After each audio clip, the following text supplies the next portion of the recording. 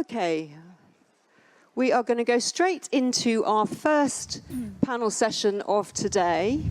And this session, as I said, is all around what does innovation mean for me? We've heard a little bit about innovation in the opening speeches, but it can still be quite an abstract kind of concept, an abstract idea. So we're going to drill down a bit into that with our first conversation here this morning. So we have already, but if you've just joined us, we have got Kat Little, who is remaining here on our stage, who is the Chief Operating Officer for the Civil Service and Permanent Secretary to the Cabinet Office. We have Joe Shangmuga-Lingham, who is the second Permanent Secretary at the Department of Transport, also here in the UK. We've got Martin Bishop, who is Chief Technologist for the UK Public Sector at AWS, one of our sponsors here today. And we have Annette Southgate, who is head of ACE, which is the Accelerated Capability Environment, also here in the UK. So fantastic to have the four of you with us here this morning.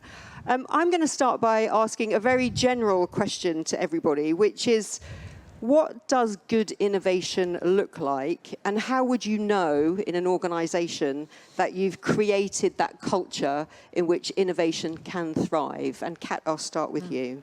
So I won't repeat what I said earlier, but for me, there's something about having a culture of psychological safety where you can have open feedback up and down the chain of an organisation. So you can do loads of innovation and create lots of wonderful things.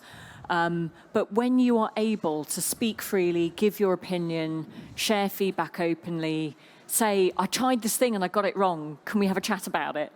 That is when I think you are really being innovative, because you need that sort of environment to succeed.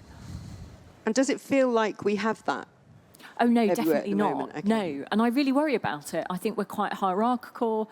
I think we put barriers in place and say, oh, I hear people say to me, I can't possibly talk to a senior about that. It's like, what?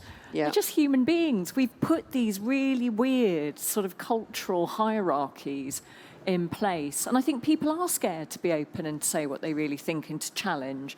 I love it when people say, Kat, you are so wrong. And I'm going to tell you why. And let's have a proper debate. Occasionally it's actually true too, but only occasionally. Yeah. So to the audience, you might, if you think that anyone up here is wrong, please do let us know during this session. Thanks so much. Joe, what does innovation mean for you? Yeah, for me, the most interesting question in the people survey is always, and I'm not going to get the words quite right, but I feel confident if I try something new, I'll be listened to.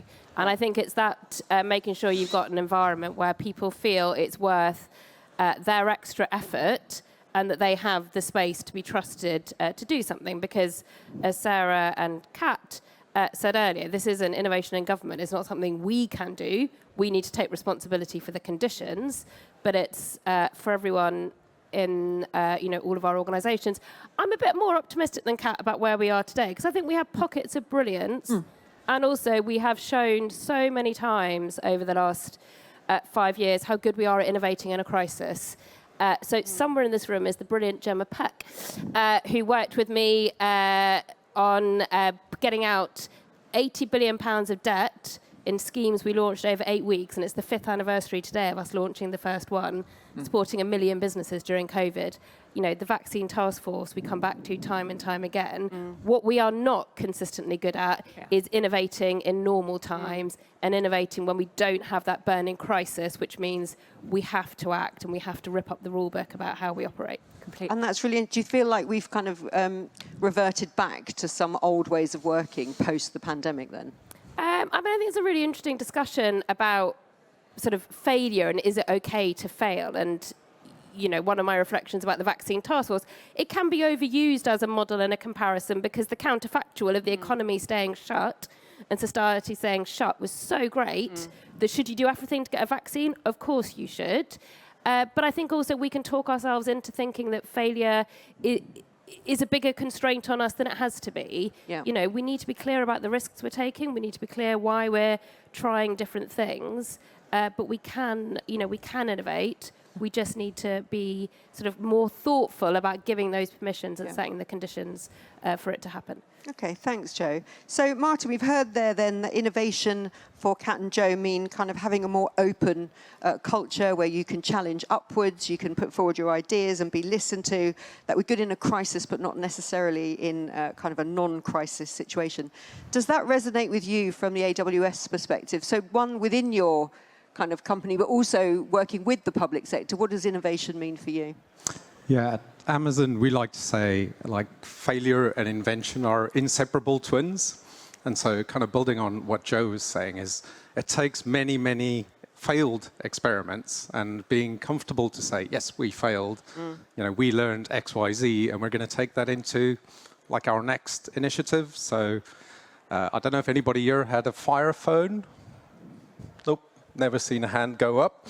Amazon used to have a phone, and like we spent a lot of money on it. Amazon was a young organization, it was over $1 billion investment, developed a phone, and it didn't work. But we took all of that lessons and learnings in how to build devices and drove that into other product areas. So I think really being specific about how do you scale lessons related to failures, never waste a failure. Kind of to talk about the collaborative point that was mentioned earlier, like really mechanistically, how does government get the information and the lessons from specific failures out as broadly as possible? Thanks, Mike. I mean, it's interesting, the lots of failures before you maybe have the success, and we can maybe come onto this in the discussion. I wonder if that's harder, though, in the public sector because you're failing with public money. So maybe there's... I think I often hear that, and I definitely appreciate it as a taxpayer. Like, you don't want to see money wasted, but I think it needs to be weighed up with the cost of not failing cheaply and frequently, and kind of look at that bigger picture view of, you know, what is the cost of not having lots of small failures? And obviously, as an organization, one of the key things we try and do with customers is how can we make it as cheap as possible for you to experiment and fail? And like really minimize the investment and effort up front so you can fail quickly and then move on. Yeah, thanks. So Annette, this final first question, before you tell us kind of what does innovation feel like for you, good innovation, could you just give, because not everybody might be familiar with ACE, so do you want to just tell us a little bit about what ACE do as well? Absolutely, thank you.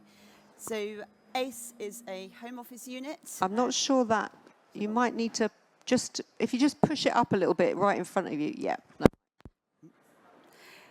ACE is a home office unit, so we work within the wider home office within Homeland Security Group.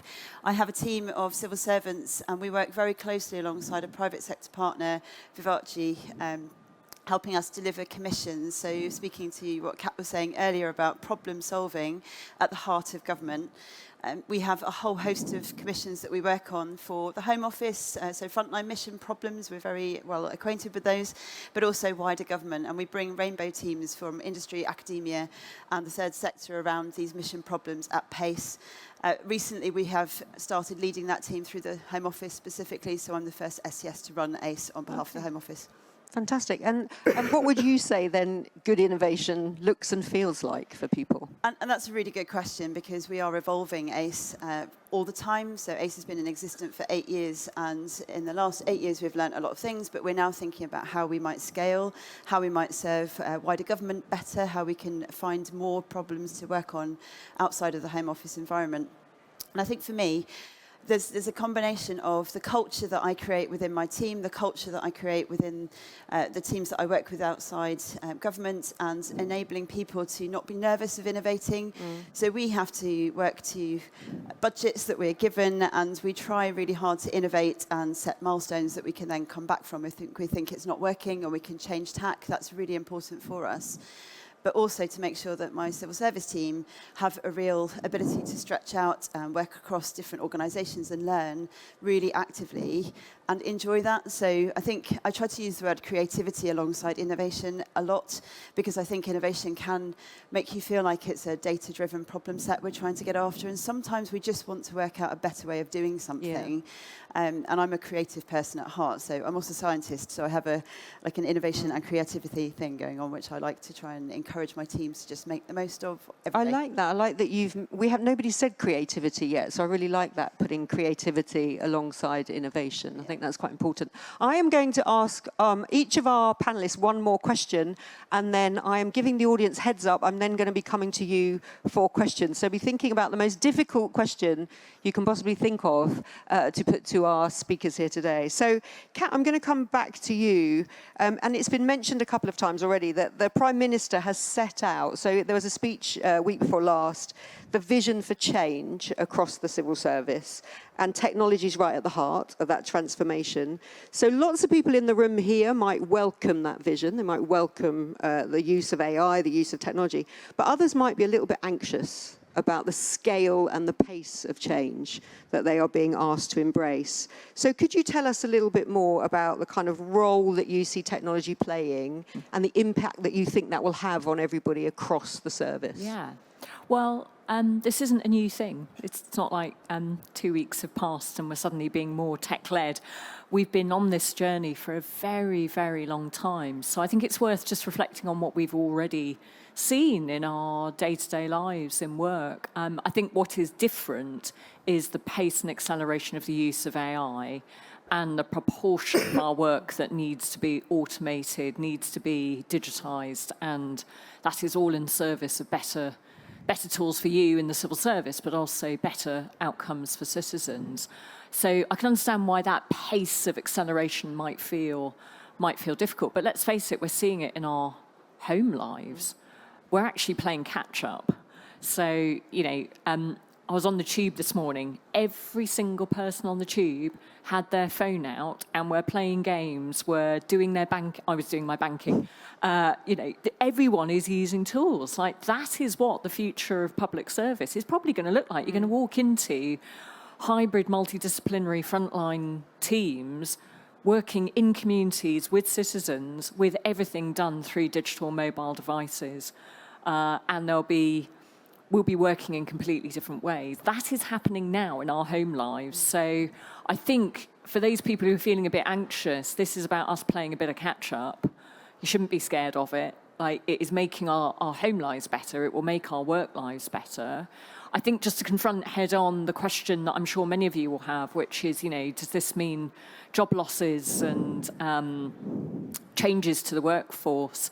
Well, the honest answer is it will mean we have to completely reconfigure the workforce. You will always need humans, always, to give judgment, to oversee technology, to make sure that the system within which it operates is running effectively. So you're never going to get a world where tech just takes over completely. But it will mean massive change for the skills that we need. Sarah talked earlier about us moving to double the percentage of people in the civil service who have tech and digital skills. That means we've got to upskill. That doesn't mean that we're suddenly going to recruit a whole load of new people. That means we have to change our skill sets. It does mean that some things will be automated. We've been doing that already. So that is the honest conversation that we need to have, is the world of work is changing, our skills are changing, and the skills mix of the civil service does need to change. Thanks. I'm slightly worried that my job might go because the Capgemini have a great hologram outside, and I know you can just put my voice through AI, so that could be me next year. No one can replace you, ever. Just so sweet. Joe, you were the sponsor of last year's One Big Thing, and the theme for that was innovation, as we've heard. So what impact do you think that focus on innovation had? Did it have an impact? And have you discovered kind of pockets of excellence throughout that year? Yeah, I mean, first of all, I think One Big Thing is an amazing innovation of itself. Now in its second year, we're learning about what works best. This year's on innovation was quite different to last year's on data, but I think it's an incredible innovation by the Cabinet Office team. And also great foresight that innovation was the theme of this year's, given the ambition now of the Prime Minister, Chris Wormold's call to us as Cabinet Secretary to be ambitious and creative. I think the really great thing about One Big Thing this year is giving that sort of common experience and common language to everyone who took part. So, I am somebody who is always in danger of jumping to a solution, before really working out the problem. And for everyone who's done it, thinking about those Santander bikes in London, the technology that lights the path before you, and listening to the innovator who'd wanted to tackle road safety, but originally thought the answer was something quite different. And only when she really invested in understanding the problem did she work out that it was the front light that was the thing that was really going to make a difference to road safety. Or the guy from the cabinet office who sort of, thinks out loud about that question of, do I need permission, or how do I get permission to do that? I don't need permission. I should just do it. Why am I even asking the question? I think the other really important thing, and the thing I was really keen to talk about throughout One Big Thing is, yes, technology is a massive part of our opportunity to innovate, but it's definitely not all about technology. It's about everything that we do individually and as teams. Over 80% of our our driving test instructors did one big thing. That is amazing, because if any of you know 17 or 18-year-olds, we've got a big problem since the pandemic with the backlog in getting a driving test. So having, that community of people come together and talk through what they see as the ways that we can speed up the process is amazing, and is where we're going to get real innovation alongside what technology will enable for us too. Fantastic, thanks. And maybe the audience have some examples as well from their own areas of where... I don't need examples of how long you're waiting for a driving test. We know. We're on the data. Yeah, whose kids are waiting for a driving test. Martin, you mentioned that, the lessons you've learned in Amazon from kind of failing before you get the successes. But are there any other lessons that you could share maybe with the public sector on things that have worked well or maybe not so well when it comes to innovation? Yeah, something I've probably spoken to a few of you in the audience about, but within Amazon, we're quite deliberate in terms of thinking about what we call the culture of innovation.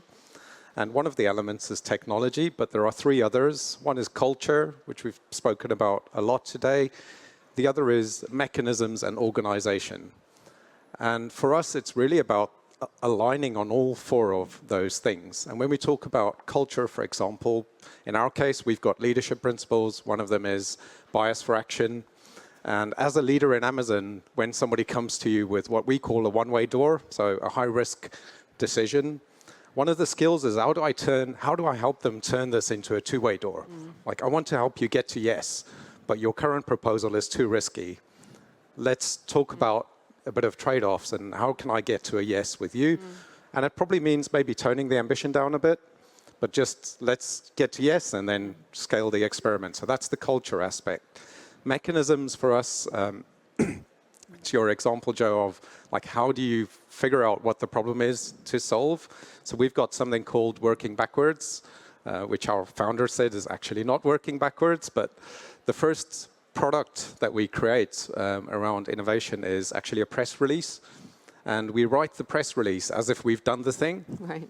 And actually circulate that internally. And we get a lot of feedback from a lot of teams, capture that in an FAQ. And again, that's a really low-cost way for us to basically experiment without necessarily having to build any technology or go through any one-way doors.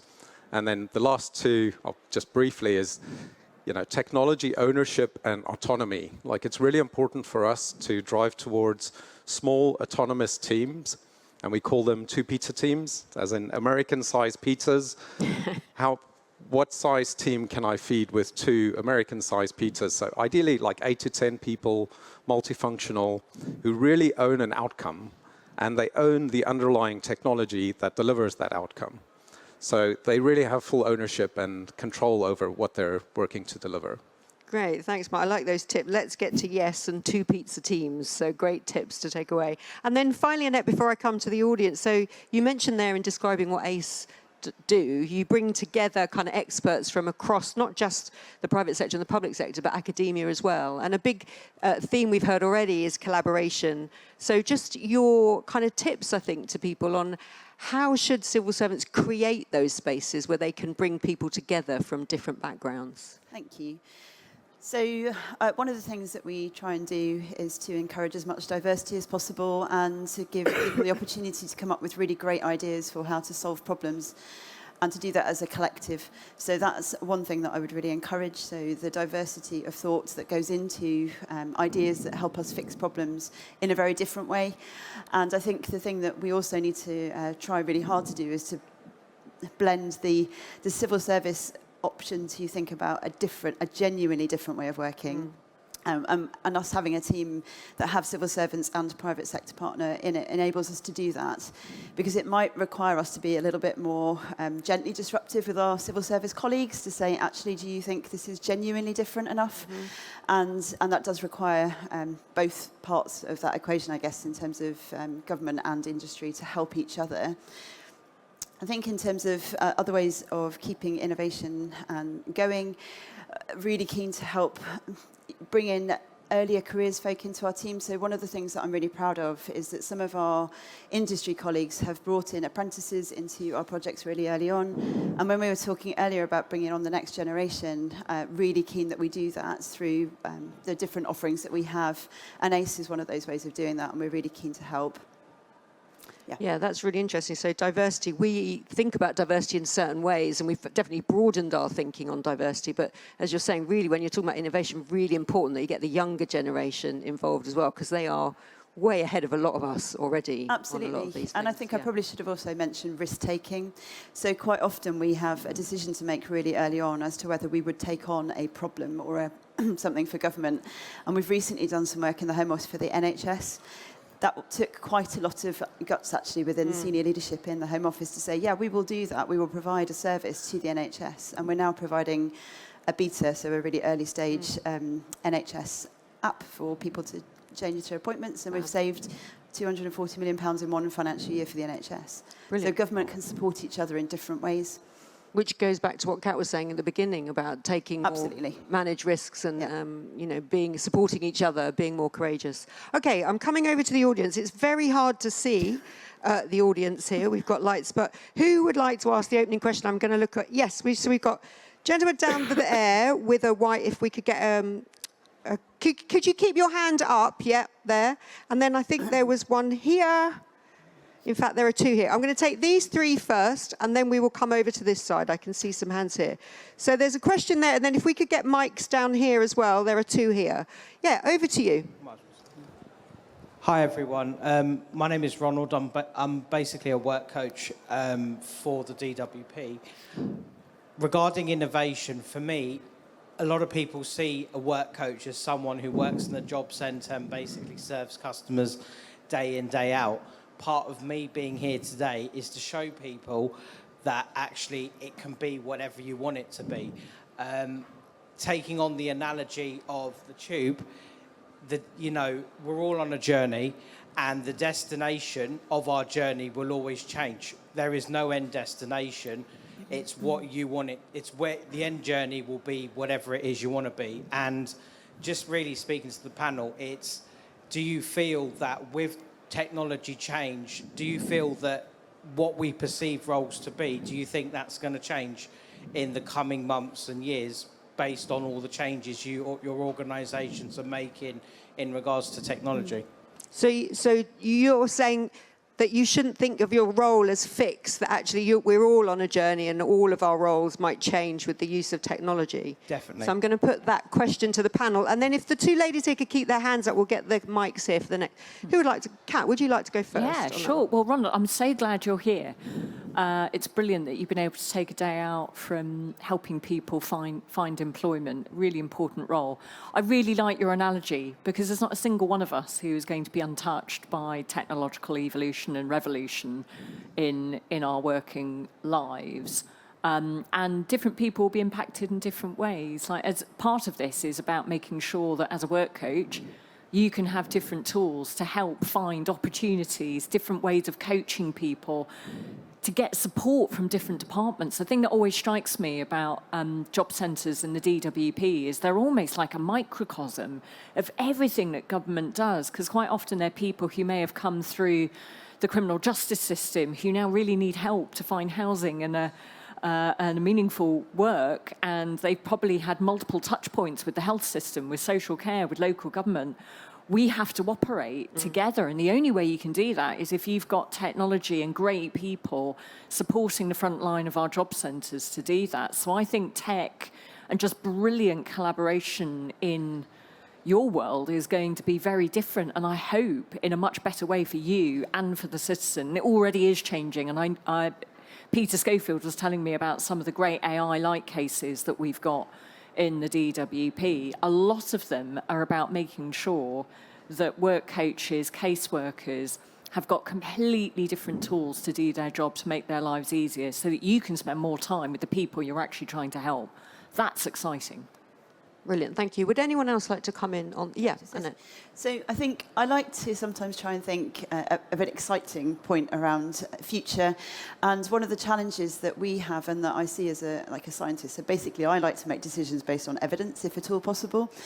One of the things we find really difficult in lots of roles that I've done is database decision making. So making decisions based on evidence and data. And if we can help our teams make decisions that are more based on the data that the technology is giving us, then that puts us in a much stronger position to make really good business decisions about where we're putting our resources and our energies. And I think that's the thing that I would like to see as an exciting factor, thinking about what future jobs look like. Thanks. I know we've got lots of other questions, so I'm going to move on. There are two ladies here. I'm going to take both questions, and then you can answer one or both. Yeah. Hi there, I'm Melissa. I'm currently working in the Department of Education. My question's around sharing learnings. So I think at a macro level, we're quite good at being able to share learnings of what we're doing, blog about it, talk about it. But at a very micro level, there's quite a lot of teams that are on the ground that are natural problem solvers. They're coming across their own problems for their own services. They're innovating without necessarily being a digital team. How do we excel and share those learnings and that innovation, both within that department, but also then between departments? So we're not duplicating on our same errors, but we're actually being able to grow and learn and build on it. I love that question. So how do we get better at sharing learnings? Even if you don't think you're in an innovative team, you're probably doing innovative things. How do we capture that and share it? And then we're going to take a question here. Yep. We're bringing the mic. Yep. Thanks. And then put your hands up over here for the next lot, because we'll get the mics over here, down here as well.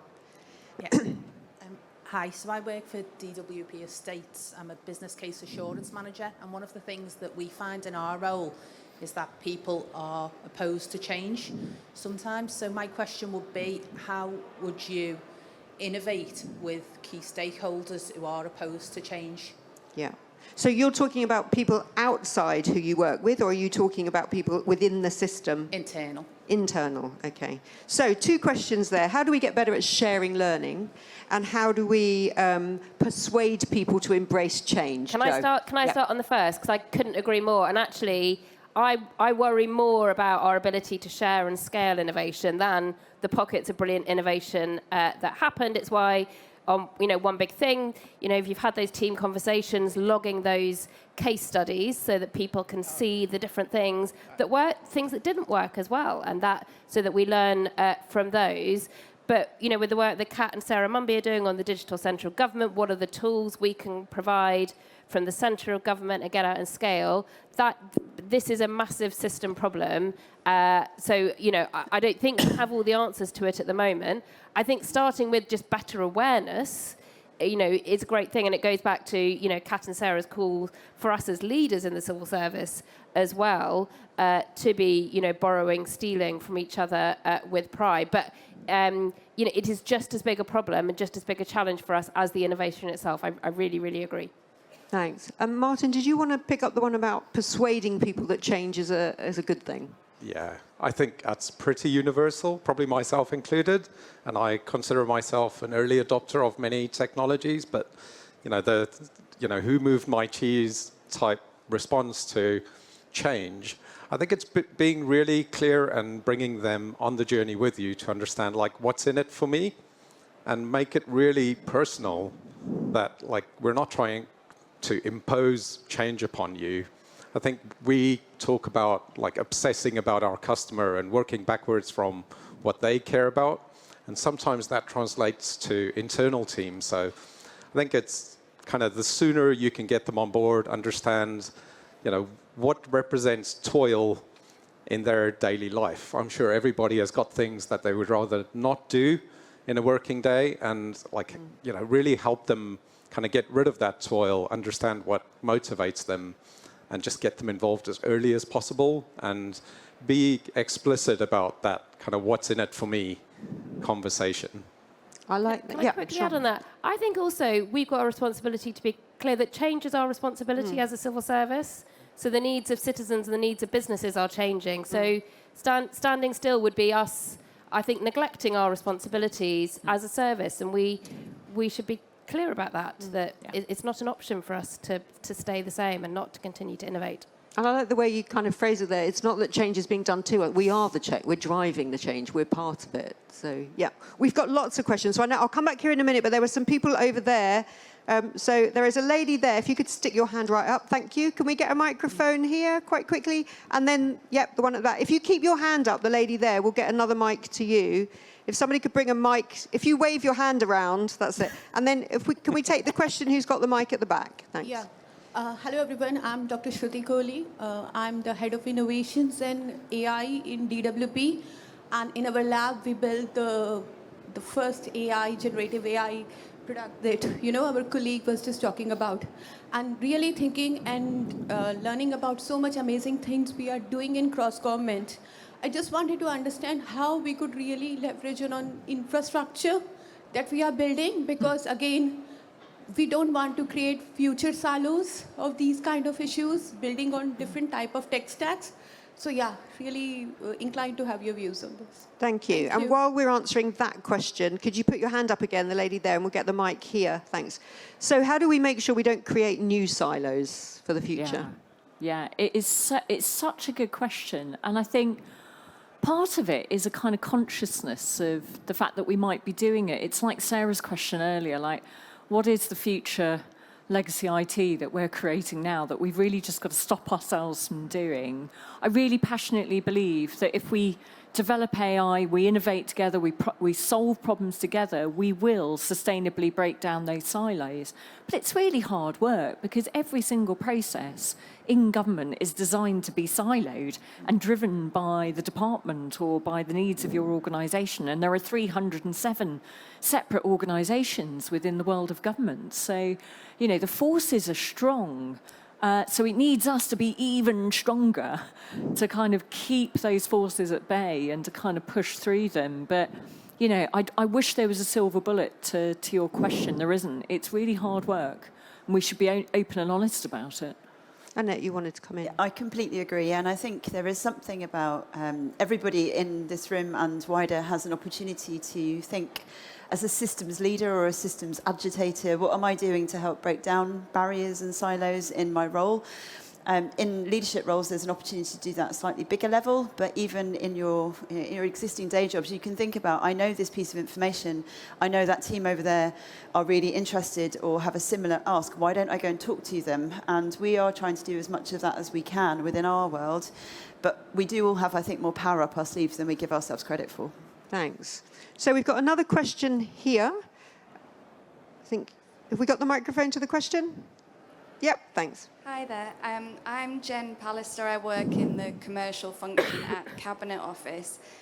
My question is on the theme of collaboration. So we've talked quite a bit about the civil service and central government departments, but there's obviously a lot of opportunity and examples of best practice in local government and the wider public sector. And I'm just interested in your thoughts or potential strategies on how we harness some of that opportunity and innovation in the wider public sector. Mm-hmm. That's great, thank you. And actually on that, so collaboration with the wider public sector, do we have anybody in the room from local government? Just... Oh, well, there you go. I mean, I think from a policy point of view, just as for the last 20 years, we've had this massive experiment with devolution and 4 different governments within the UK taken the world of transport. What the Welsh government have done with 20-mile-an-hour speed limits, and we're starting to get early evidence of what that does for road safety. Devolution within England and further devolution within England is going to give, this great public policy experiment. So what's our job as national government to convene and bring people together to share best practice? I also think a bit related to the last question. If we keep citizens and businesses in mind, that's how we will break through the silos and we will make sure we're all working together. Because as a citizen, do you know if it's a local government or a national government providing? You definitely don't care which government department it is. So I think if we all keep citizens and businesses as users of our services and the people we're fundamentally trying to improve society for in mind, then we've got the best chance of making sure we bring the right combination of people together. Can I just add two very quick things? And actually, the commercial function is driving forward a lot of brilliant work together on this. So the Crown Commercial Service with commercial teams across the country are trying to work out how do we scale the use of our bulk buying power to really having an impact on the ground. And we've got a new digital procurement team working with DCIT and the Cabinet Office so that we can blend our skills to really drive it forward in a different way. But two really practical things. I mentioned earlier Test and Learn, which is a Cabinet and Office initiative where we are parachuting multidisciplinary teams into local government to work on big national problems so that we're shortening the distance between the kind of Westminster bubble and actually real people. The more we can do that, the better. And then the other thing that I do is we bring together all of our national leaders for health, education, for local government and central government every month to just talk about how we're working together to share ideas and lead missions in practice. So there's some practical things that we just need to keep doing to change that dynamic. And I think tomorrow, on the final session of both days, so tomorrow's very last session, we've got Theo Blackwell, who will be on the panel, who is kind of head of all things digital for the London Assembly, and who has been on secondment, I think, to DCIT for the last couple of months. So there is a bit of that going on, a bit of that exchange as well. So I know we have lots more questions. I know there were a couple down here, if we could get a microphone here. And I just want to, and there's also another lady over there. So do we have any other microphones in the room? This poor man is running around the room. So, okay, we've got one there, one question there, then I've got a lady there, and then two here. And we'll just see if we've got any time after that. So, yeah. Thank you. Just quickly, I wanted to ask about advice on how to balance between the desire to act urgently and to give permission to people to act urgently and defining the problem. I think we're very good at jumping into the solutions, as we were talking about earlier. I think actually taking that step back and taking the time to step back at defining the problem is difficult. And when I've tried to challenge that, it's been, we haven't got time for that. So I just wanted to get your views on that. So really good practical question, like how do you innovate when actually you're so busy just fighting fires all the time? Yeah. I think there's something about being much clearer about what is our confidence of our understanding of a problem at a moment in time. So the national security community have a really well-established system about assessing, or, you know, their judgment. This is a low confidence judgment, a medium confidence, high judgment. If you're a national security, I probably haven't got the words quite right. I don't think in lots of what else we do in government, we are good enough at that. So this is a sort of low confidence view of the problem. And therefore, this is the amount of time we're going to run or the resources we're going to put into it as we define and understand. Or this is a high confidence in the problem statement, and therefore, you know, it's throw everything at it. And I think it goes back to this, you know, does failure constrain us? It doesn't need to, but we need to be clear about what we do and don't understand about the problem at a moment in time. Brilliant. Martin, did you want to come in? Yeah, I think understanding the problem better is not part of not taking action. Sorry for all the negatives there. Like, I guess kind of adding on to what you're saying, like in our case, we see that as a very useful invention, like investment, and actually spending, like some of these press releases I mentioned, sometimes we'll get up to like 86 versions of press release, which seems, when I talk to people about it, they're like, oh, that's crazy. What a waste of time. Why don't you get to building? And it's like, well, because like this is all very plastic. It's very easy for us to innovate.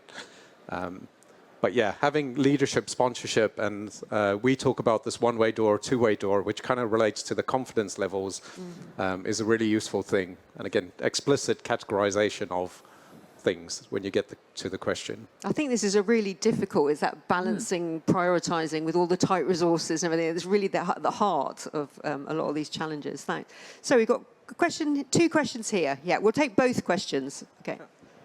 Hi, touching on the question that was asked earlier about local government, my name is Anya Williams, and I'm the head of the public service of the Turks and Caicos Islands, which is a British overseas territory.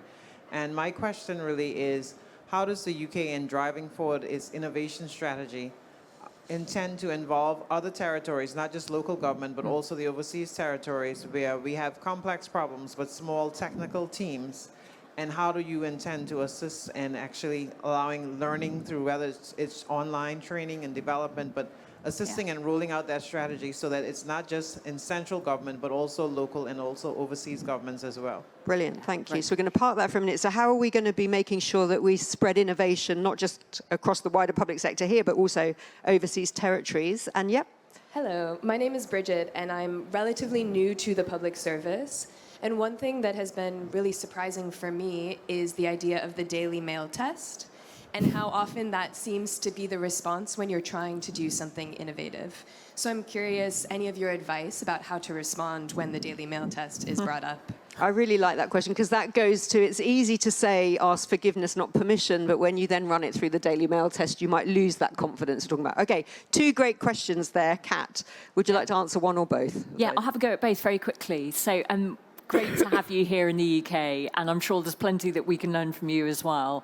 I was chatting to the FCDO executive about this the other day because there's two things. One, we need to bring global communities together through things like the Global Government Forum. We were recently in Singapore together as well, talking to all of the senior heads of civil services and bureaucracies around the world. So, we need to do more of that. And, these days, it's not difficult to pick up the phone. Yes, there's a bit of a time difference, but, I was texting one of my colleagues in Singapore to get his view, had to wait 5 hours till he woke up. But, it's that sort of fluidity that we've got to encourage. And then the more formal way of working is through the Foreign Office and the Commonwealth work that we do. And I'm really committed to make sure that all of our teams in missions who work with you every single day know what we're doing and are able to point you to people who can help. So I think that's the global challenge. I think, Kat, actually, you give the right test. So Kat and colleagues at the Treasury come and talk to you when you first become an accounting officer, and so you're directly, personally responsible to Parliament for the regularity, propriety and value for money of public expenditure, and you need to be able to, explain to parliamentarians why you have taken decisions, why you were satisfied that public spending that you were responsible met those tests. And the really good, one thing I took away from that is, could you look in the mirror or could you talk to your friend or a member of your family who pays taxes? And are you happy to say the words out loud that describe what you did? If you are, then great. That's the test you need to worry about. Can you explain it? Are you prepared to justify it to somebody paying the taxes? And if so, crack on. Annette Martin, would you like to comment on either of those two? I agree. And we try not to talk about the Daily Mail too often in our team, but we do often think about what's the worst that could happen if this innovation went really badly wrong. Yeah.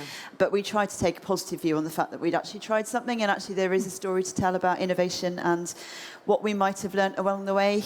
We just would avoid trying to think about it being in the papers. Thanks.